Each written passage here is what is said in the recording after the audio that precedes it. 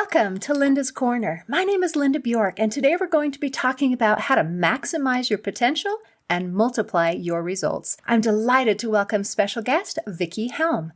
Vickie is a best-selling author, conscious business strategist, and personal development teacher. You can learn more about Vickie at her website, vickiehelm.com, and I'll include a link in the description. Welcome, Vickie. I'm so glad that you could join with me today. Awesome. I'm looking forward to this conversation, and thank you for inviting me. Oh, I'm delighted to have you. And I'm excited. Is it okay if we start with your story? How did you become an accidental entrepreneur when you were 10? Yeah, everybody asks this. Everybody asks. But there was a moment when I was on literally playing outside, and I was 10 years old. I lived in San Francisco at the time.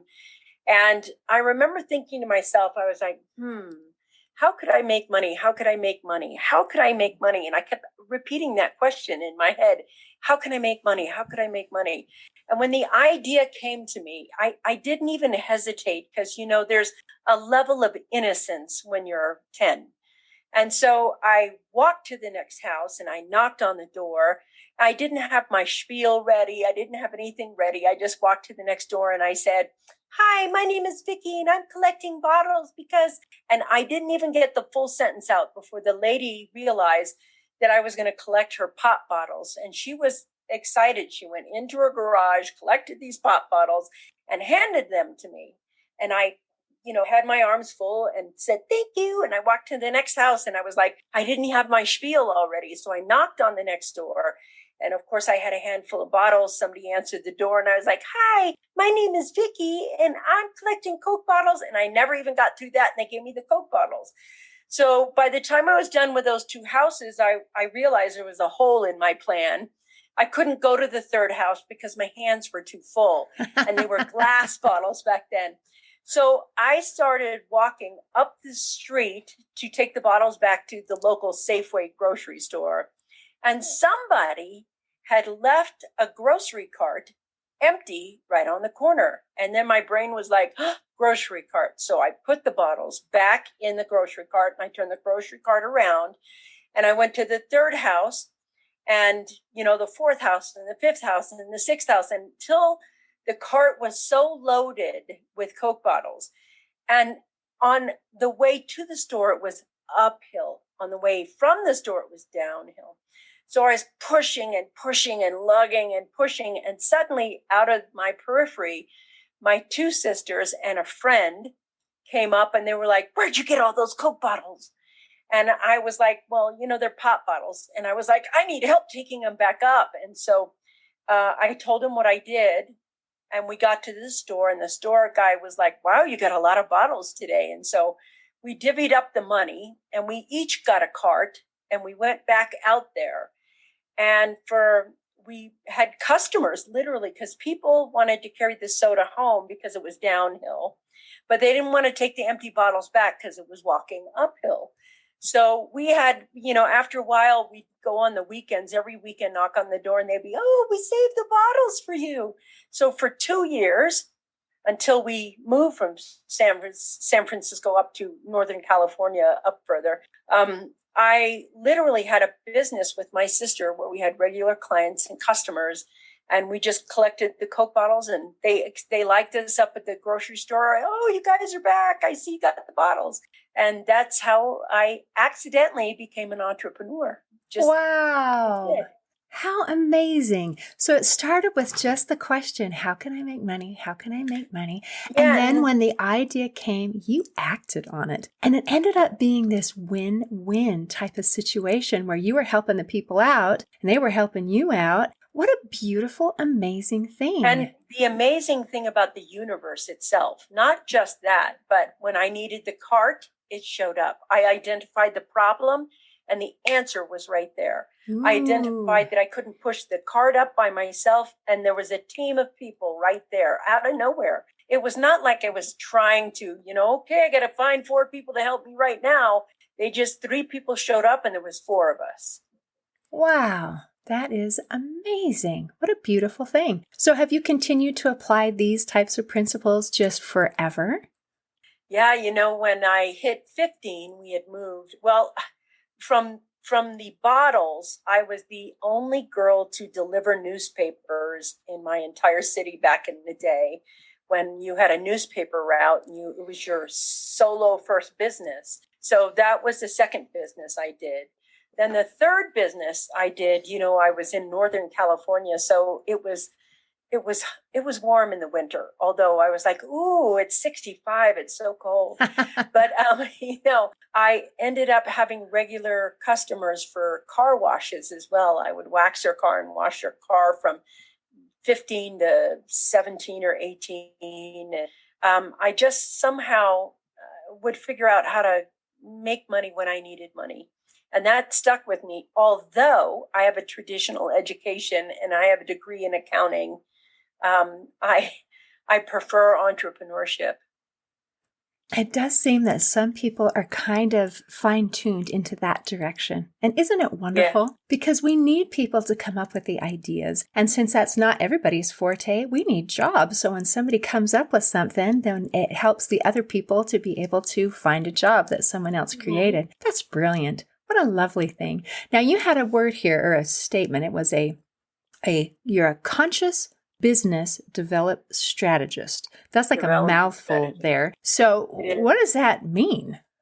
It's so interesting. Conscious business is twofold for me. One is consciousness inside your business, how you run your business and treat your people. And then, of course, conscious business being planet and, people and profits, in that order, so that we're not causing harm and or addictions or anything else. So when I say conscious business, I am really looking at people who have businesses that I won't help the entrepreneur because my values don't align with the business they're starting. So I don't do liquor stores and I don't do any porn sites for people or things like that, those things that don't align with my value. But I think consciousness in business, there's a level of consciousness when you have a sense of purpose to what you're doing. And it's not that you find purpose. Like, I'm going to go out and find my purpose and then everything's going to be better and I'm going to be happy. It's having purposefulness in whatever you're doing. So I have this idea, just like when I was 10 years old, where I trust the idea given to me, because ideas aren't something you get or you find or you create. They're gifts from the universe that say, I have an idea. When you say, I have an idea, you've laid claim to the gift that was given to you by the universal mind power, the source of all things. And that said, go collect bottles from the neighbor's house. Just knock on that door over there and tell them you want their Coke bottles. And when you have faith and trust in that and act on that, instead of going, hey, I have an idea. What do you think of this? That what you think of this is doubt. Ooh. The second you say, what do you think of this? Instead of, how am I going to accomplish this? What's my next step? Guide me to the next step. So what I learned with the innocence of a child's mind is to trust my next step, not say, hey, what do you think of this idea? The second you do, I've taken my eyes off the person directing me forward and put it outside of myself. And that's where a lot of conflict in business happens. So you being conscious in business when you're doing business development is the aspect that I look at. When I sit down with somebody, I want them to trust the idea that came through them. And let's figure out how to make it a reality and be purposeful about it. Okay, I like that. And I was thinking in my mind how you reconcile the idea of not saying, what do you think about this? And yet you are a coach, a strategist, that they're coming to you basically saying, what do you think about this? And you're like, shh, just do it. Just do it. I mean, what do you do next? Yeah, it's interesting how we can talk ourselves out of our own bliss or our own direction, that we think somehow there needs to be some guided force that is sitting right beside us. And really, you are a guided force in and of yourself, just your humanity, just as a person. So as people come to you, you're able to help guide and direct them really to trust themselves and to listen to that inspiration, those gut feelings and move forward. Yeah. That is to me awesome. That's how you turn into an entrepreneur. The first business you do it. You screw it all up, and it's not as good as it could be. And there's always a learning curve, but there's also a transformation curve. And Mm. everybody pays attention to the learning curve, but they never embrace the transformation curve. The transformation curve is let's say 70% of the things go right, but 30% of the things go wrong. And that 30% that goes wrong, that's the transformation curve. It's who you have to become in order to achieve the next level. And maybe that's a skill set. Maybe that is what I call divine set. There's skill set, mindset, and divine set. And mindset is your thinking mind, and your divine set is your alignment with what you're doing, your spiritual alignment with what you're doing. That to me is a big thing. But spiritual and mental always cause the transformation of something. And skill set is usually knowledge, knowledge of some sort of how to do something, like use this piece of software, or use this, know how to build this website, or outsource it somewhere. That's just skill set. Okay. And so as this skill set to develop and to improve that, does that come just from practice, or are there some tips that you can help us to be able to do a better job? Sure, I can do that. I want to know what skill. Which of in those? order to give you tips, I need to know in what direction. Are we doing mindset tips, or divine set tips, or just skill set tips? How about divine set tips? Because this is the first time I have ever heard that term and thought about that skill set. So this is going to be something new and exciting for me. Divine set is very simple. It's something that I use because everybody is all big about mindset. And your divine set is, the only way I think about it for myself is I ask me all the time, and I say to myself, what did God promise the world when he birthed me on this planet? What did he promise the world that I would do? What did he promise the world that I would be when he gave birth? Here's your chance to be on the earth right now. And you're going to bring love. You're going to bring encouragement. What are you going to bring here? What did he promise the earth that you would be? And so when I get up in the morning, I also feel to myself, I start my day with my divine set. The first thing I do every morning for at least 30 minutes is connect with the divine. Like, hello, grab my coffee, sit down, and, read that divine book, meditate for a bit, contemplate for a bit, whatever you do. That's the first thing I do.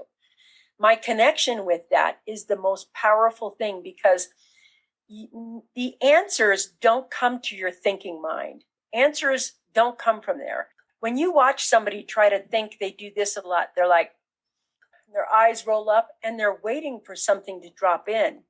They're not asking the mind to think about it. Well, if you're not aligned, you struggle to drop in. You're like, what am I going to do? What am I going to do? What am I going to do? Your mind has to shut up to receive what you're going to do next. And what happens is you don't hear a voice that says, you're going to do this next. You hear an inspiration. You hear do this next, but it's a feeling, a gut feeling, an inspiration, a motivation that says, here, you give that inspiration words. When it comes in, you'll feel this inspiration, and it'll be like, knock on the door next to you and go ask them for the bottles. And that's the idea that comes through you. The question is whether you're going to be present with what's coming through. I do the divine set piece because it makes me mindful and aware enough to feel me to say, here's my next step forward. That's why I like having these conversations with you without, a preset set of questions. Because if you have a preset set of questions, you sound like every other interviewer who's asking the same questions. But when you're in the moment, the message can come through that wants to come through. And that message comes between and through you and I, you asking the question that comes through you in the moment. You have to trust the question that's coming through you. It doesn't come through your mind. If you really sit and be with it for a moment, It's an inspiration of a question, and boom, that comes in. So when you're in that divine alignment in the morning, then I say these 6 words every morning to myself before I get out of bed. And the 6 words are, good things are coming my way. Good things are coming my way. What that does is help me pay attention to what's coming my way. Good things are coming my way. I'm telling my mind what to focus on, what I want it to do. And that piece of divinity kind of guides the next move, guides the next conversation, guides the next client I'm going to work with, guides the next business or book I'm going to write. I hope I answered that question, because it's such a deep question. It's such a vast question as well for divine set. It is. And what beautiful insight that you've shared. And as I'm thinking about the beauty of aligning ourselves with the divine, and then it implies that faith, that trust to listen to that inspiration and to act on it, rather than to do that knee-jerk thing that you talked about earlier, which is, what do you think about that? Or no, maybe I shouldn't, or whatever. Yeah. But you have developed this relationship, and so you're able to trust and to move forward. How beautiful that began as a child. Thank you. Wow, thank you. That means a lot that you said that. But I would like to just add this in. I didn't create it. I am that, as everyone else is that. We are that relationship between the divine and here. And I'm just blessed to be living it. I haven't ignored it or looked at it, but everybody is divinity.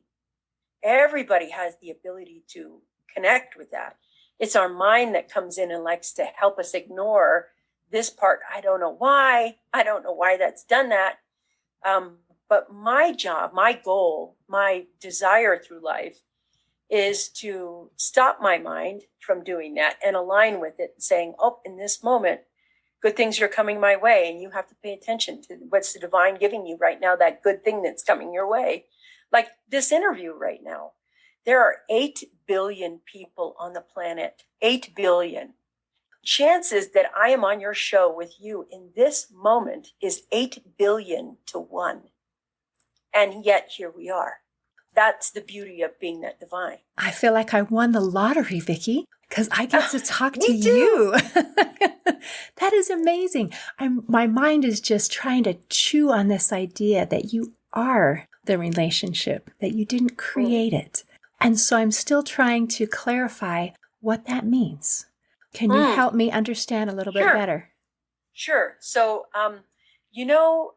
Wayne Dyer, who I absolutely love, he used to have this quote. He has 2 quotes that I love. One is, and I'm paraphrasing at this point, that we're spiritual beings having a human experience. So if we're spiritual beings and having a human existence, the spiritual being is the relationship. This is an experience. It's not a relationship. So this relationship had to be here first before you are. Then his second thing that he says is change the way you look at things, and the things you look at will change. So that allows you to put the power back, take your power back, and say, how I look at that, if I look at it different, I will change and it will change. And you realize that the power to transform is in your fingertips. It's just, those are the things that are there. And I hope that helps you understand that this divine gift of human experience also has the soul power of changing the way you look at things, and the things you look at will change. So right now, if your mindset is poverty mentality and you take your mindset and you change it to an abundance mentality, everything has to follow in your life, has to follow that energy. It has to. If you change the way you look at things, the things you look at will change. So your point of view, your focus, and what your attention is on, that is what shifts your everything. Everything. That's the only, and I want to say, it sounds easy to do, but yesterday I was telling myself a story that was totally unhealthy. And I read something wrong and I was like, no, that doesn't make sense. And what I found myself doing was like playing tennis. I could hear my mind want to keep the story that was unhealthy and toxic. And I could hear me going, nope, this isn't true. Why do you want to hold on to this? It isn't true. And so the tennis ball had come this way and, oh, it's not true. But then I'd let myself rest a minute and my story had come back up. And you have to pay attention to yourself and actually guide yourself. And somehow we let our mind guide us instead of us guiding us because we think we are our minds and we're not the soul. The human experience we have, we believe that's real, but this part of us isn't real. But it's actually the opposite. This is the real and this is the illusion. And that's how, once you learn to manifest from this place and you take your power back, you suddenly have accountability and responsibility to yourself to look at what you're saying and guide what you're telling. You have to guide your mind instead of your mind guiding you. And that to me that's the work. Okay. And I want to make it known that it is work. And although I have a good high batting average, or sometimes I don't have a high batting average, but I do have enough mindfulness to catch me quicker. Yes. And I appreciated that you gave an example that you are not perfect, because as you're sharing your experiences and your wisdom, it sounds like, oh my gosh, Vickie is amazing. She's got everything down. And then to say, well, you know, true, I'm not perfect either. And sometimes these mental struggles, but I love that you put you as the person who, or the entity, whatever the side, who's saying, no, that story that's negative, that's not the real thing. Because a lot of times I think we would think it was the other way around. Like I'm the one saying, no, you know, what do you think of this? Or that kind of thing. Yes, there is a distinction in the human experience. When you take your power back, you realize that you are a soul and you have access to a mind and emotions. Where when you're not, you're like, hi, I have a soul. And when you say, I have a soul, it's your mind and your ego that's running the show. It's your mind. I have a soul. Well, you are the soul. When you die, your mind and your ego get left right here, along with your body and everything else. And you, the actual you go to heaven. And that is the soul of someone that goes to the next incarnation, heaven, whatever you believe in.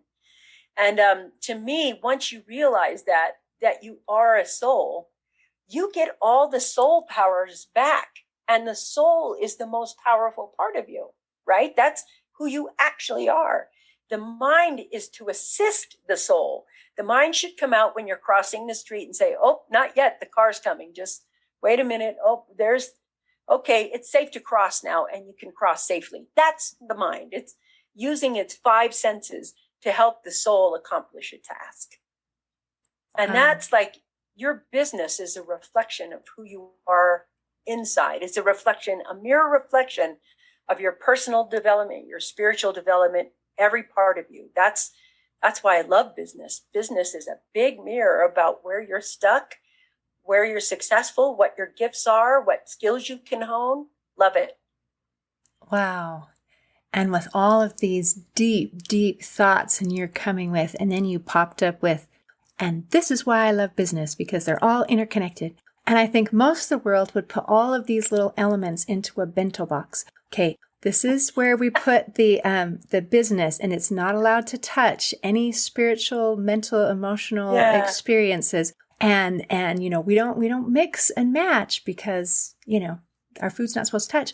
And you're just saying, no, this is a reflection of that. So, wow. Okay. So how does that influence when someone comes to you with their business idea? Does that give you kind of some insight into their soul and who they are and what their passions and what their values are? Great question. The first thing I'm going to ask is the why they want to have this business. Because underneath the why, I have to know, is this person passionate, purposeful about this business? Is this person profit driven with this business? Why? What is it that they actually want? Because some people the mistake they make is that they start a business when they don't want to solve a problem that isn't even a business problem. So some people are like, it's just like me. How can I make some money? How can I make some money? Well, if you lose your job and you have, a family to take care of, and suddenly you're like, how am I going to make some money? How am I going to make some money? You actually want money. You don't want to learn the learning curve to having a business. You actually want to solve this problem over here. People who actually want to have a business and just learn to run a business so they can run a business or know how to run a business, it's kind of like there's two things you can do when you're hungry. You can learn to cook food and cook yourself a meal, or you can learn to go buy food that's already pre-cooked and just sit down and eat it. And there's two vastly different things. But if you want to learn how to cook a meal, that's the true thing. I'll teach you how to cook. I'll teach you how to learn a meal. If you just want to have a full belly and feel satiated, then maybe the answer for you is to go get a loan or go get some food at a restaurant or order some, Uber Eats into your house. The intention of what problem you're trying to solve by having a business, that is the thing I look at. So, for example, for me, after I graduated college, I was an accountant for a little bit, and I hated it. 8 hours sitting in this cubicle, the gray Dilbert cubicles, and somebody telling me when I can go to lunch and how long I can go to lunch for, and here's the break times, and I know that you work from 8 to 5, but we need you to party with these clients from 5 to 8. And I just had no interest in doing any of that. So I realized that I valued my free time so much. I valued control of my life so much. And I was like, how can I protect my free time and what I want to do, or my creativity? And I realized that if I learn to have a business, then I learned and help my freedom. And for me, that was the answer. That's the why I wanted to learn how to do the business.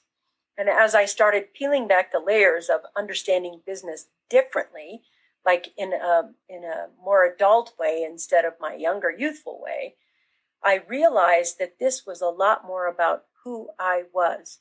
So if you have a business, I suggest everybody have a lifestyle business that fits you. That's what, to me, I'm looking at.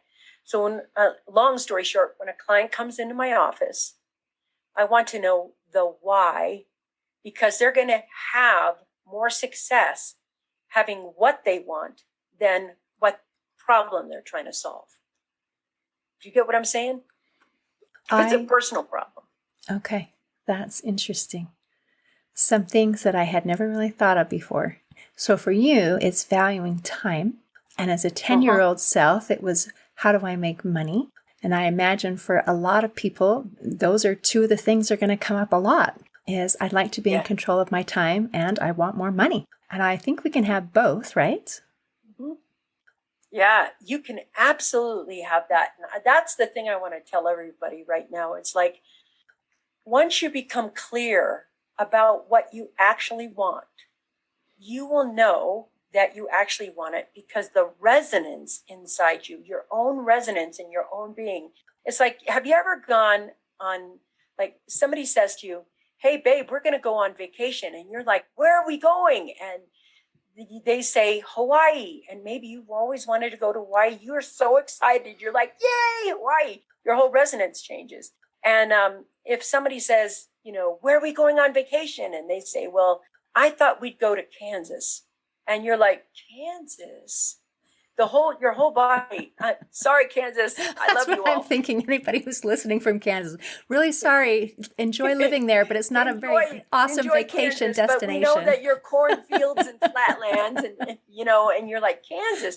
That is not the I'm going on vacation capital of the world. And so right away, there's something in you going, that doesn't. Or if you said Orlando, we're going to go to Orlando, we're going to go to Universal Studios, and everybody was like, yay, you understand that resonance, that yay, that starts immediately drawing that thing to you, that resonance.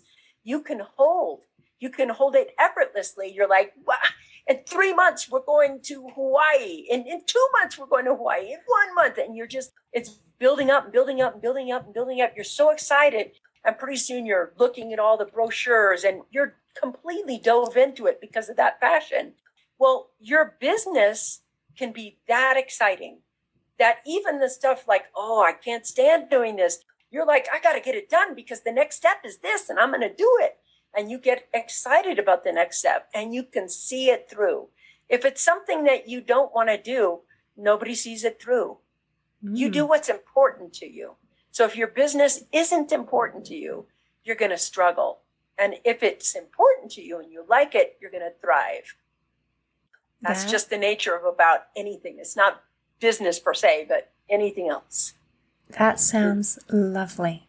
And then the finished result is like that trip to Hawaii where you love it and you're excited about it. And so your business is not just this trudgery thing that you need to do to meet this level of success that you think that everybody else thinks you need to have. It's, I love what I do.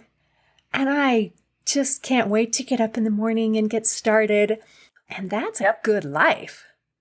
And there are some people who have restaurants or a bakery, and what they've created that the world loves so, so much are like lining up for miles so they can get that cupcake or that cinnamon roll or that taco from the taco truck. And you will find such great joy in knowing that you're making a difference in people's lives. Whether it doesn't have to be some big cosmic aha moment. It can be as simple as making a taco. I'm so glad you brought that up, because isn't that lovely? Let's go with the taco thing. So you're eating this taco, and for the time that I am eating this taco, I just am so happy, and my tummy is happy that it is full. And that really does make the world a better place. It makes my world a better place because I just had a delicious lunch. Yeah. I have a sister who's a Michelin star chef, and she doesn't cook at restaurants. But this one particular Thanksgiving, she offered to make Thanksgiving for me and a few of my friends at a friend's house because they have a professional kitchen in it. So I invited 28 guests over, and she slaved and cut and chopped and did everything for about 48 hours. And it was beautifully presented. It was the most beautiful Thanksgiving I'd ever seen. The ambiance, the room, everything else. And so there was a patio deck outside and all this beautiful inside that overlooks the mountains. It was just a really spectacular meal. And I sat down and I saw my sister go outside with a glass of wine and sit down. And I thought, oh, she's worked so hard. She's resting and she's going to wait. And so we ate there. And I looked, and she was just relaxing and enjoying her red wine. And finally, I realized people were going back for seconds, and she still hadn't come in to serve herself. And then I thought, I wonder if she's okay. So I popped outside to see her, and I was like, honey, are you okay? And she said, oh, yeah, I'm great. I'm just seeing if I did things right. And I was like, what? And she goes, every time you cook something, it isn't about how you think you cook it. It's about the joy on their face when they eat it. And what I'm doing is watching the consumer, customer. I'm watching them enjoy what they're doing. That's how you know you become. And that day I learned something so valuable in business. And she was like, I'm watching the creation. You see, I cook and people eat to create joy. You think it's to create health and digesting and, but look at all the joy in the room. And I was like, so amazed at her insight and her attention and focus and her perspective on what it meant to actually serve a meal. Serving the meal and the taco truck is a certain experience. The certain, like, everybody's like, you know how they always say, I found this dive restaurant. It looks like crap, but the food is so good. That's the link behind the nature of the taco truck. The taco truck is that it's just this little dive thing. It wheels away, but it has the best food on it. That's the beauty of the taco truck for me. What a beautiful lesson that your sister taught. And how Oh lovely my God, that it was you so shared important. that with me. That kind of a mentality could just transform cooking into a joy. And it is a gift. It's not, oh my gosh, I got to make dinner again today. What am I going to come up with? To, how can I make these people that I love feel joyful? I mean, what can I do? And experiencing that joy. What a beautiful thing. Thank you for all of the things that you have shared and taught today. You have expanded my mind. I'm going to be chewing on things for a little while because we went kind of deep. So thank you, Vickie. Thank you. It's been a pleasure. In closing, I'd like to share a quote by Nora Roberts. She said, "If you don't go after what you want, you'll never have it. If you don't ask, the answer is always no. If you don't step forward, you're always in the same place."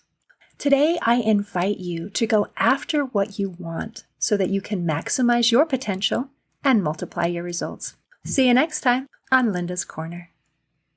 Thanks for listening. If you enjoyed this episode of Linda's Corner, please share and subscribe to help us reach new listeners. I also invite you to check out my nonprofit, Hope for Healing, at the website hopeforhealingfoundation.org for free ebooks, free audiobooks, and other free resources to help increase happiness, build confidence and self-esteem, strengthen relationships, manage stress, and calm feelings of depression and anxiety. I also invite you to grab a copy of one of my books, like Crushed, A Journey Through Depression, or Amazon bestseller, You Got This, an action plan to calm fear, anxiety, worry, and stress. See you next time on Linda's Corner.